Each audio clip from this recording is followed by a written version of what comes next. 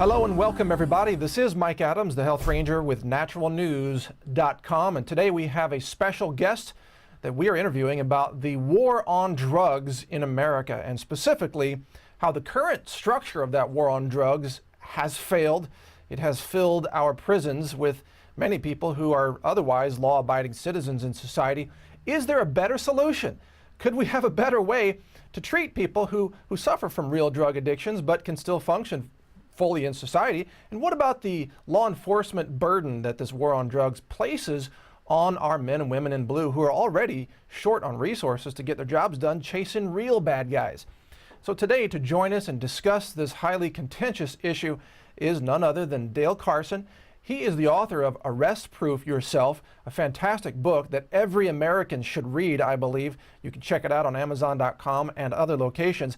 He practices law as a defense attorney and handles some other cases as well with his partners, and you'll find his law website at dalecarsonlaw.com. Thank you, Dale, for joining me today. It's good to have you back on. It's my pleasure.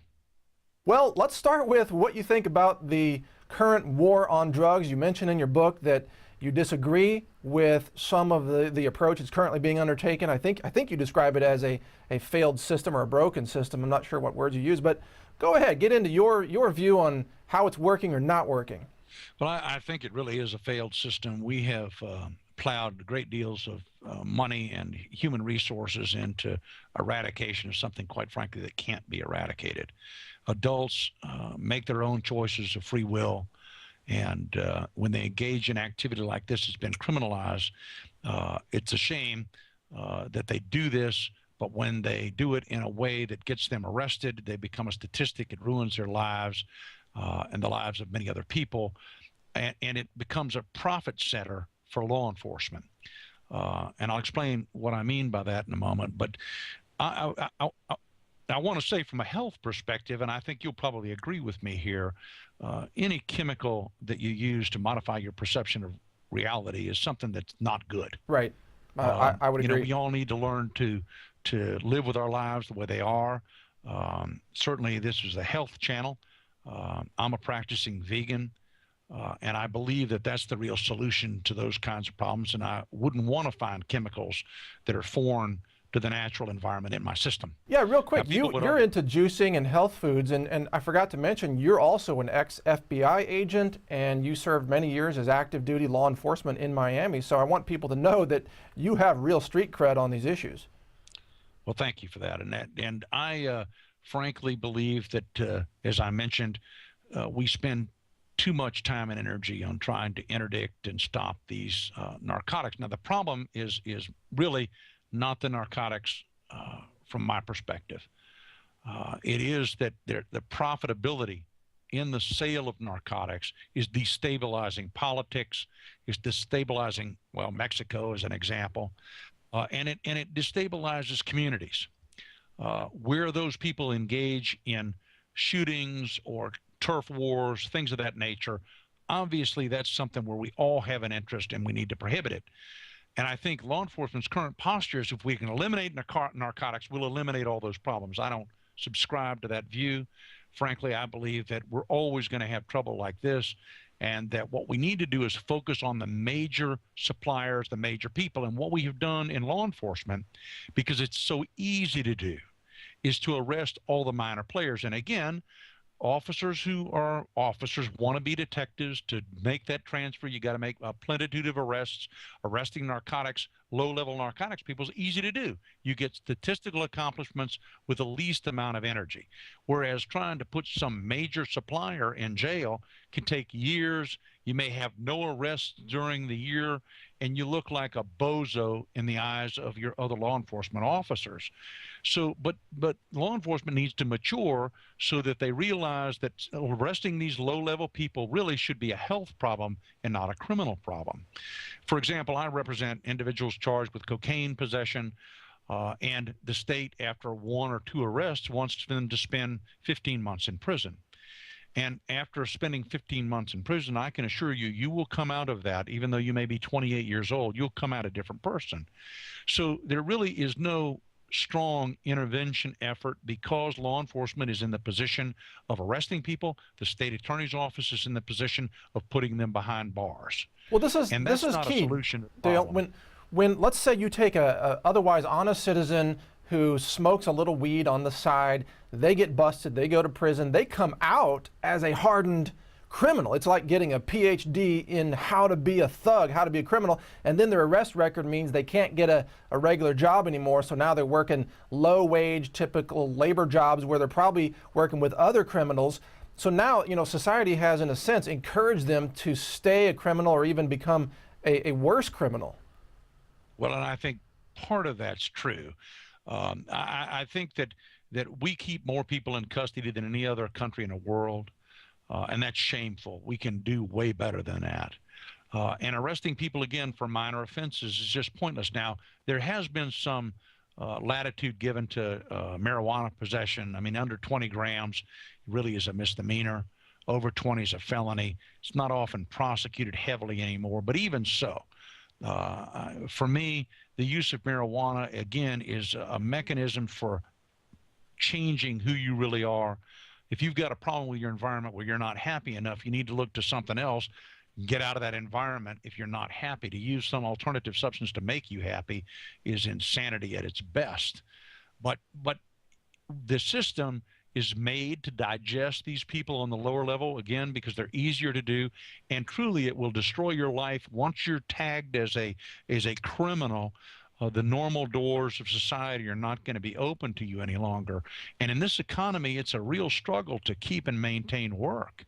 So we have gone just way over, and it's a point of interest here. I was cross-trained with the DEA to be involved in narcotics. But clearly the focus of the major DEA organizations and the FBI, to the extent that the FBI is now involved in interdiction of narcotics, is the higher level people. And those are the people that people go to church with, that run banks, that do the financing. We all seem to think that it all happens in the back room of a little shady shack somewhere where guys in briefcases with $100,000 are passing it back and forth. And although that image is partly true, it really gets back to the community itself. Someone in your community is financing these drug operations. An effort of law enforcement needs to be to identify those people and take them out of the game and make sure nobody else can get into that game where they are now absent. And that's not happening. What's happening is we're going along. Historically, we arrest a bunch of people. The politicians play it up. Well, look, we've made all these narcotics arrests. Gee, aren't we doing a good job? And the answer to that is no, you're not. And we really can't convince politicians because they are elected by people who are not fully informed, as many of your listeners are. So that's a problem for all of us. Well, we're also seeing the increased militarization of local police to deal with drug interdiction. We've seen the United States, for example, run chemical spraying airborne missions in places like Ecuador, where where coca is grown legally. And I have consumed coca tea when I was hiking through the high altitude Andes, and I think the stuff probably kept me going. But that's a tea, that's not refined cocaine. I've never used cocaine. I'm not a recreational drug user, and I don't advocate that, just like you don't. In fact, I don't even drink alcohol, but that's people's choice. What I'm against is the massive criminalization when it could all be dealt with in a better way. And you recommend, Dale, in your book, Arrest Proof Yourself, you advocate a parallel, what do you call it, a drug court system that would... Absolutely. Can you talk about that? How does that work? Well, the way the drug court works is it's a court, so it has some power of law, if you will, that when you're arrested or you have a problem, it helps focus your energies. It's much like a mandatory AA or NA program.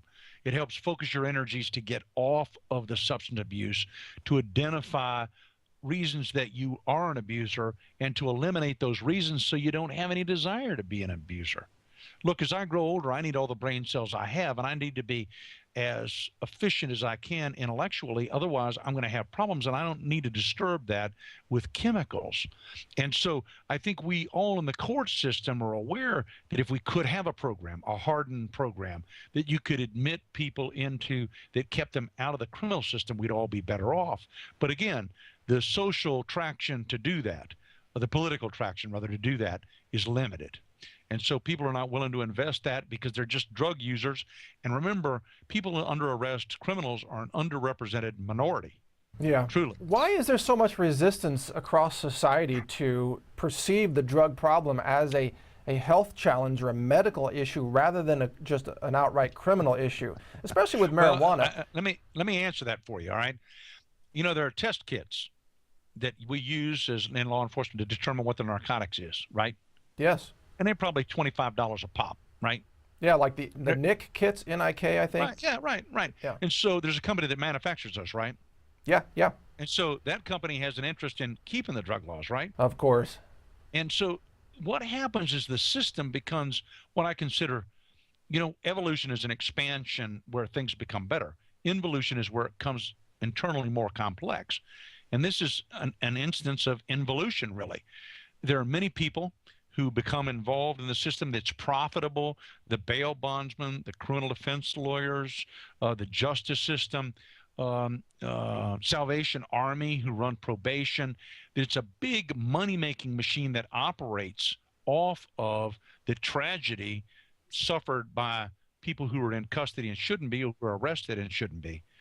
To give you an example, and this is really kind of horrifying, there's a phone in the jail. Now, we all grew up thinking you get one phone call out of the jail, right? Yeah.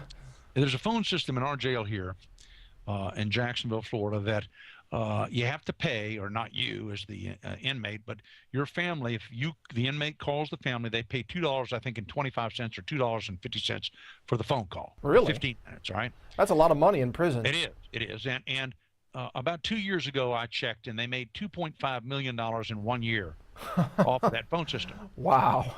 Now, if you need motivation to keep the system the way it is, I mean, there it is, all right? So many people feed off the system, the contractors who make the jails, the people who rent the ankle monitors, the people who supply uniforms. I mean, in a practical manner, it's a huge business.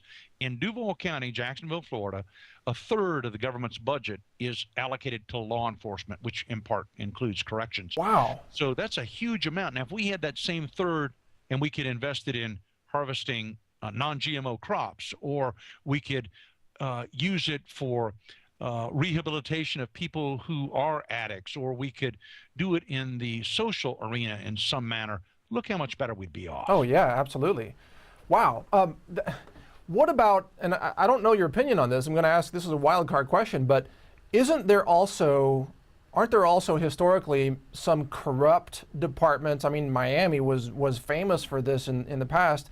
They made huge profits off of the drugs that they allowed to be imported and sold because they were black market priced.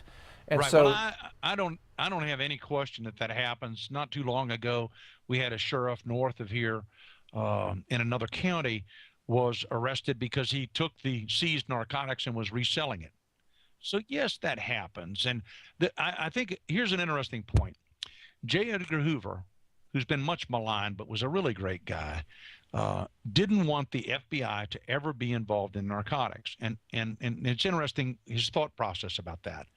He knew that there was so much money in drugs that it could easily tempt any human being to do things that they shouldn't do. For example, be co-opted by it and working for a drug cartel when you were an FBI agent. I mean, I can't think of anything worse.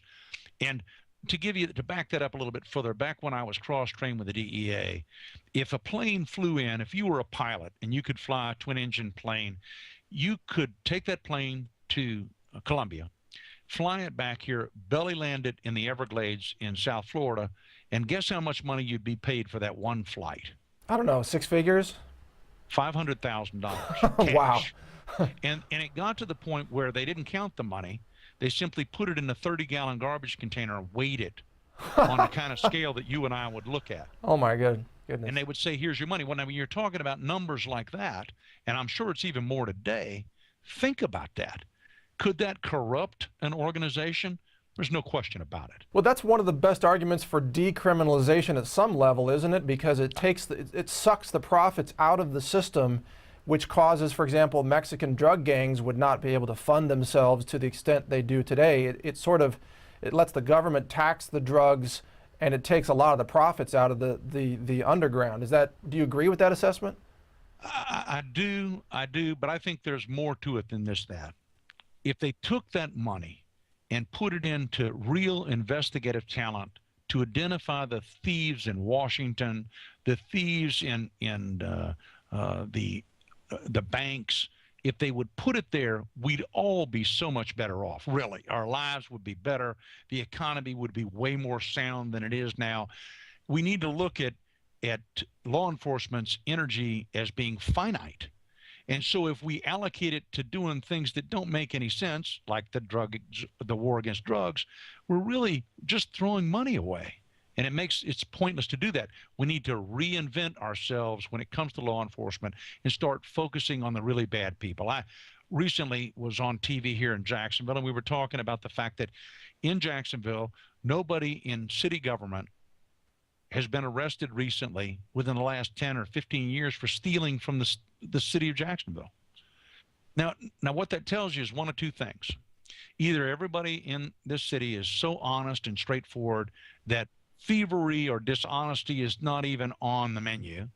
It's a utopia. Right? It's a utopia. Or somebody is allocating investigative resources to areas that don't contain those folks. And I suggest to you the latter of those is the truth. And we've got to ask ourselves, why do we do that? And the answer is, in part, it's much easier to arrest somebody on a minor criminal charge, keeping in mind that officers want to do this because it's a sport.